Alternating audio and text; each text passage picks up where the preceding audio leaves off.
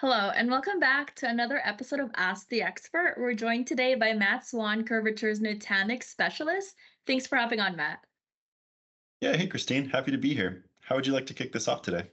So why don't we begin with defining what HCI is and how it pertains to Nutanix, as we often see this term come up when talking about Nutanix and their offerings. Absolutely. So HCI stands for Hyperconverged Infrastructure, and this is basically an infrastructure design strategy that's been gaining popularity over the years compared to your traditional three-tiered architecture. So while the traditional three-tiered architecture is going to leverage your siloed server storage and networking hardware, often with all having their own unique management interfaces that must be configured to talk with each other. On the flip side, hyperconverged infrastructure natively combines these three entities into a simple hardware stack, which heavily relies on virtualization to allow them all to communicate, interact with each other seamlessly. And that's just going to drastically simplify your hardware monitoring workload. Got it. So Nutanix's product offering, is it primarily HCI? Correct, yeah. And actually, as a fun little fact, Nutanix is the first company to offer an HCI product on the market, and this was called the Complete Cluster, which they released all the way back in 2011. Hey, that's cool. So what does their modern HCI product offering look like?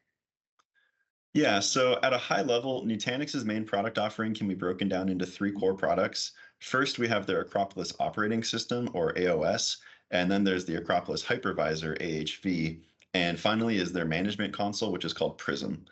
So AOS can be thought of as the main operating system environment that really handles all that intricate underlying communication and virtualization of the main Nutanix offering. And then AHV is actually going to be the hypervisor that supports and manages all those virtual machines that get created by the user. And then finally, Prism is that single pane of glass management console that really just allows users to interact with all parts of their infrastructure and just eliminates that need for accessing multiple user interfaces. Okay, that all sounds like software. What about the hardware component? That's actually a really good point. And funnily enough, Nutanix actually prides themselves on being a software company.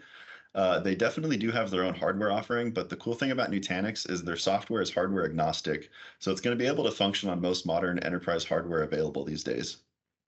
Great. So what else helps separate Nutanix from their competitors? So I think Nutanix really excels in a hybrid or a multi-cloud environment.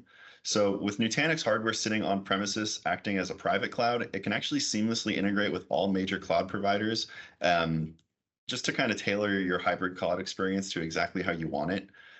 And I know a lot of what we kind of talked about today may kind of sound confusing, but with Curvature and our parent company, Park Place Technologies, being official Nutanix partners, we have our trusted team of sales solutions engineers standing by, ready to discuss what moving to Nutanix might look like for you.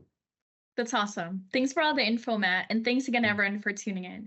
If you have any questions about Nutanix for one of our sales engineers, leave a comment below or contact us today, and we'll see you next time on Ask the Expert.